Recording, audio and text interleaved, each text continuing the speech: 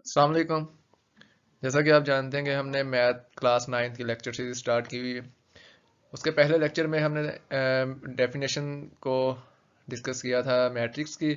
उसके बाद रोज कॉलम और हमारे पास ऑर्डर ऑफ मैट्रिक्स था और उसमें हमारे पास इक्वल मैट्रिक्स था। फिर हमने उसकी एक्सरसाइज 1.1 को सॉल्व किया था। इसी तरह से हमारा जो दूसरा टॉपिक है वो हमारे पास है जी टाइप्स ऑफ मैट्रिसेस के मैट्रिक्स कॉलम की इकसाम। सबसे पहले हमारे पास है जी रो मैट्रिक्स। रो मैट्रिक्स क्या है कि जिसमें हमारे पास ओनली वन रो होगी।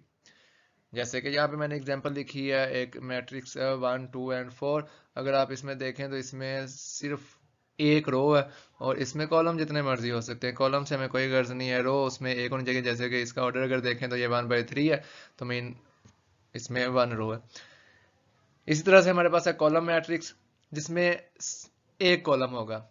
अगर फॉर एग्जांपल यहाँ पे 1 2 4 मैंने लिखा है तो ये इसका एक कॉलम है। इसमें भी हमें रोज से कोई गर्ज नहीं है। रोज एक हो सकती हैं, दो हो सकती हैं, इससे ज़्यादा हो सकती हैं, मगर जो कॉलम है वो हमारे पास सिर्फ सिर्फ एक होना चाहिए। तो अगर हम इसका ऑर्डर डिस्कस करें तो ये हमारे पास है 3/1, क्योंकि इसमें 3 रोज हैं और एक हमारे पास कॉलम है।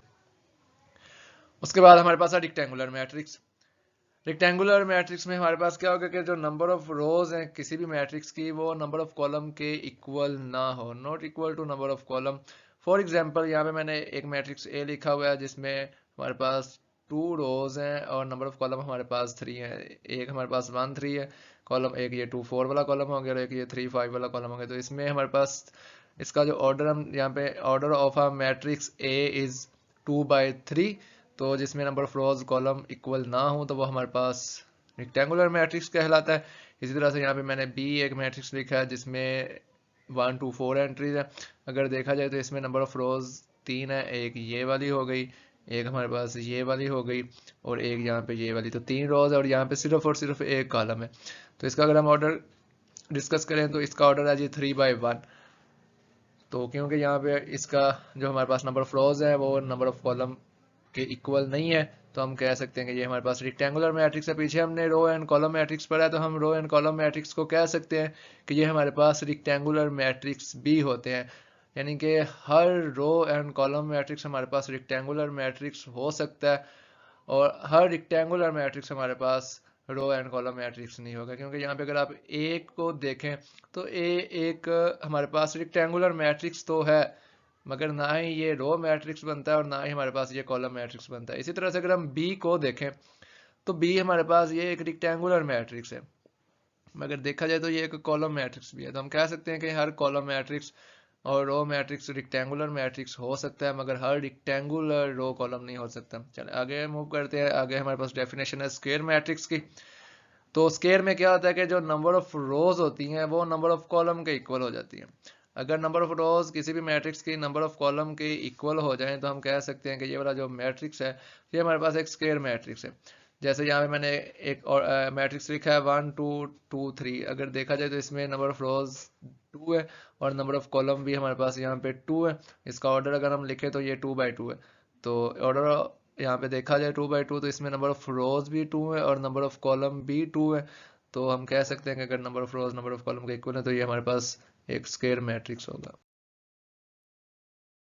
अ, अगली डेफिनेशन को देखें तो हमारे पास है नल एंड जीरो मैट्रिक्स।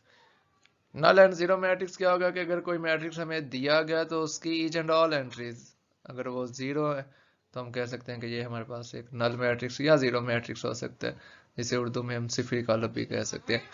ए हमारे पास यहाँ पे मैंने एक एग्जांपल लिखी है 0 0, यानी कि मैंने तमाम एंट्रीज यहाँ पे जीरो लिखी है। अगर किसी भी मैट्रिक्स की तमाम एंट्रीज जीरो हो जाए तो वो हमारे पास नल एंड जीरो मैट्रिक्स कहलाता है। फिर हमारे पास है transpose of a matrix. Transpose of a matrix हमें कैसे हासिल होगा?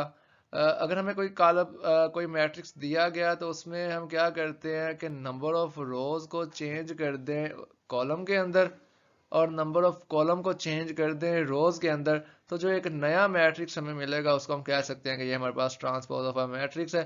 जैसे यहाँ पे ए मैंने लिया हुआ है 1 2 3 4 5 6।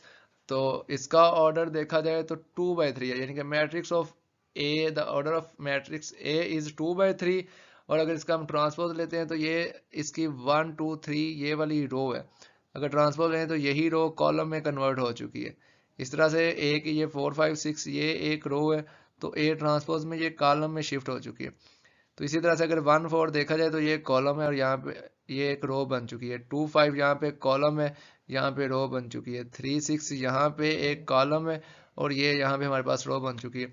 यानी कि हमने ए का ट्रांसपोज लिया तो ये हमारे पास ट्रांसपोज ऑफ मैट्रिक्स होगा। अगर हम यहाँ पे इसके ऑर्डर की बात करें तो ट्रांसपोज ऑफ मैट्रिक्स जो ऑर्डर होगा वो 3/2। यानी कि क्या करना है कि इसमें देखा जाए तो 2 रोज है तो ये उसके 2 कॉलम बन जाएंगे, और इसमें 3 कॉलम है तो ये इसकी 3 रोज बन जाएंगी। तो ये हमारे पास है ट्रांसपोज ऑफ अ मैट्रिक्स। फिर हमारे पास अगली डेफिनेशन आती है negative of a matrix. Negative मनफी कॉलम। तो इसमें हम क्या करेंगे कि जितनी भी हमें एंट्रीज दी गई हैं उनके हम सिंपल क्या करेंगे, साइन चेंज कर देंगे। Changing the sign of all the entries. All entries के हमने साइन चेंज करने हैं तो जो एक नया मैट्रिक्स हमें हासिल होगा, जो हमें यहाँ से मिलेगा, तो वो हमारे पास नेगेटिव मैट्रिक्स कहलाएगा। जैसे ए यहाँ पे -1 2 3 एंड -8, तो -a इसका नेगेटिव मैट्रिक्स क्या होगा, ये -1 है तो पॉजिटिव 1 हो जाना, क्योंकि हमने इसमें साइन चेंज कर देने। अगर माइनस है तो प्लस कर देंगे, प्लस है तो माइनस कर देंगे। ये +2 है तो -2 हो जाएगा, ये 3 है तो -3 हो जाएगा, और ये -8 है तो +8 हो जाएगा। तो इस तरह से यानी कि तमाम एंट्रीज का जो साइन चेंज करने से हमें एक मैट्रिक्स हासिल होगा, वो हमारे पास नेगेटिव मैट्रिक्स कहलाएगा। अगली डेफिनेशन हमारे पास है symmetric matrix. Symmetric matrix always a square matrix. यानी कि जो भी हमारे पास सिमेट्रिक मैट्रिक्स होगा वो हमेशा एक स्क्वायर मैट्रिक्स या मुरब्बी कॉलम कहलाता है। तो कोई भी मैट्रिक्स हमारे पास सिमेट्रिक मैट्रिक्स कब होगा, अगर उसी मैट्रिक्स का हम ट्रांसपोज लें और वो उसी के ही इक्वल है। मीन ए का यहाँ पे आप ट्रांसपोज लेते हैं और वो ए के ही इक्वल आ जाए, तो हम कह सकते हैं कि जो ए मैट्रिक्स है वो हमारे पास सिमेट्रिक मैट्रिक्स है। यहाँ पे मैंने एक एग्जांपल लिखी है, ए इज इक्वल टू 1 2 3 और यहाँ पे 2 और 3, यानी कि 1 2 ये एक रो होगी, 2 3 ये रो होगी। अगर हम इसका ट्रांसपोज लें तो ये जो कॉलम है 1 2 इसको मैं रो में लिख दूं, और ये जो 2 3 कॉलम है इसको भी मैं रो में लिख दूं, तो आप देख सकते हैं यहाँ पे आप देख सकते हैं कि ये वाले जो दोनों मैट्रिक्स है इनके दरमियान ट्रांसपोज लेने से कोई फर्क नहीं इनको पड़ा। अगर कोई भी मैट्रिक्स हमारे पास इस तरह का हो कि उसका ट्रांसपोज लेने से वही मैट्रिक्स हमें हासिल हो, तो हम कहते हैं कि ये हमारे पास एक सिमेट्रिक मैट्रिक्स है। अगली डेफिनेशन हमारे पास है स्क्यू सिमेट्रिक मैट्रिक्स।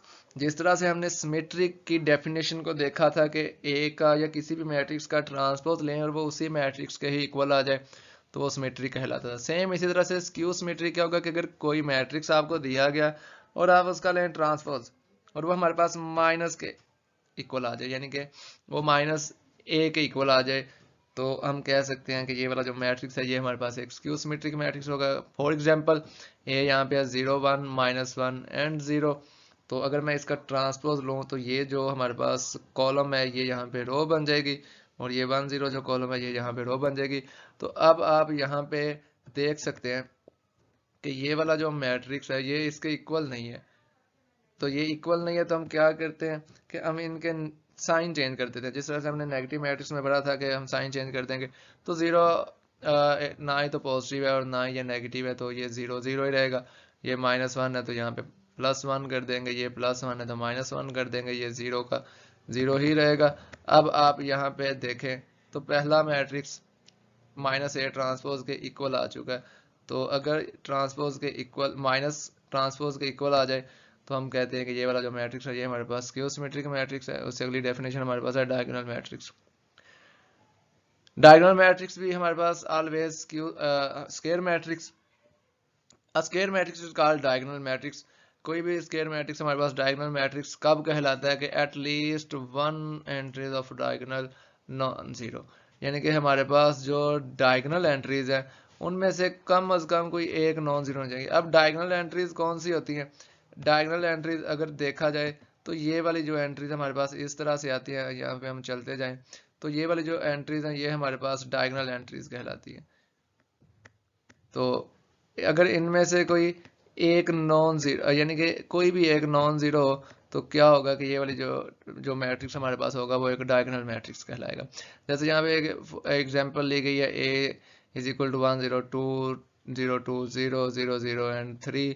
तो यहाँ पे अगर हम गौर करें तो ये वाली जो इसकी डायगोनल एंट्रीज है वो नॉन जीरो है, ये वाली। तो अगर ये डायगोनल एंट्रीज नॉन जीरो आए तो जो हमारे पास बाकी सारी की सारी नॉन डायगोनल एंट्रीज जीरो होनी चाहिए। तो अगर डायगोनल एंट्रीज हमारे पास नॉन जीरो होती हैं, कोई भी एक एंट्री, तो हमारे पास डायगोनल मैट्रिक्स कहलाएगा। यहाँ पे देखें हमने बात की थी एटलीस्ट वन, कम से कम एक तो डायगोनल एंट्रीज नॉन जीरो होनी चाहिए, यानी यहाँ पे नॉन डायगोनल एंट्रीज के अलावा यानी कि नॉन डायगोनल एंट्रीज यहाँ पे ये वाली हमारे पास, ये जो नॉन डायगोनल एंट्रीज हैं ये भी हमारे पास जीरो है। यहाँ पे एक डायगोनल एंट्री ये जीरो है और ये एक डायगोनल एंट्रीज जो कि वन है। तो हम कह सकते हैं कि यहाँ पे एक डायगोनल एंट्रीज नॉन जीरो है, तो ये वाला जो मैट्रिक्स होगा ये हमारे पास डायगोनल मैट्रिक्स कहलाएगा। इससे अगली डेफिनेशन हमारे पास है स्केलर मैट्रिक्स, जो कि डायगोनल मैट्रिक्स की ही एक टाइप है। और diagonal matrix is called scalar matrix. एक डायगोनल मैट्रिक्स स्केलर मैट्रिक्स कहलाता है। कब कहलाता है? कि जब डायगोनल एंट्रीज जितनी भी हैं वो सारी सेम हो जाएं। अगर सारी की सारी diagonal entries same and non zero हो जाती हैं तो वो वाला जो मैट्रिक्स होगा वो हमारे पास स्केलर मैट्रिक्स कहलाता है। जैसे ये वाली डायगोनल एंट्रीज के एंड के, तो यहाँ पे ये हमारे पास डायगोनल एंट्रीज के अगर हम वन पुट करें तो ये सारी वन हो जाएगी, टू पुट करें तो ये सारी टू हो जाएगी, थ्री पुट करें तो ये सारी थ्री हो जाएगी। तो यहाँ पे हमारे पास जो के है जीरो नहीं होगा। अगर हम के की जगह जीरो पुट कर देते हैं तो ये तो एक नल मैट्रिक्स बन जाएगा। तो इसीलिए यहाँ पे लिखा गया के is not equal to zero, कि जो के होगा वो जीरो के इक्वल नहीं होगा, बाकी कोई भी नॉन जीरो नंबर हो सकता है। अगर हम वन रखें, टू रखें, थ्री रखें तो ये सारी की सारी सेम हो जाएंगी। तो अगर डायगोनल एंट्रीज सेम होती हैं तो हम कह सकते हैं कि ये वाला जो मैट्रिक्स होगा ये हमारे पास एक स्केलर मैट्रिक्स कहलाएगा। उससे अगली डेफिनेशन हमारे पास है आइडेंटिटी मैट्रिक्स। आइडेंटिटी आइडेंटिटी भी डायगोनल मैट्रिक्स की ही एक एग्जाम है, एक टाइप है। इसमें क्या है कि ये वाली जो हमारे पास डायगोनल एंट्रीज से हमने पीछे स्केलर मैट्रिक्स को डिस्कस किया कि अगर डायगोनल एंट्रीज की जगह हम वन वन यहाँ पे पुट कर दें, जैसे कि यहाँ पे एग्जांपल ली गई है a इज इक्वल टू 1001, तो ये वाली जो डायगोनल एंट्रीज है ये वन वन है। अगर डायगोनल एंट्रीज किसी भी मैट्रिक्स की वन वन आ जाती हैं तो वो वाला जो मैट्रिक्स है वो हमारे पास आइडेंटिटी मैट्रिक्स कहलाता है। और आइडेंटिटी मैट्रिक्स को हमेशा आई से डिनोट किया जाता है। तो ये था हमारे पास आज का लेक्चर। अगर किसी का कोई भी क्वेश्चन तो वो कमेंट सेक्शन में ज़रूर पूछ।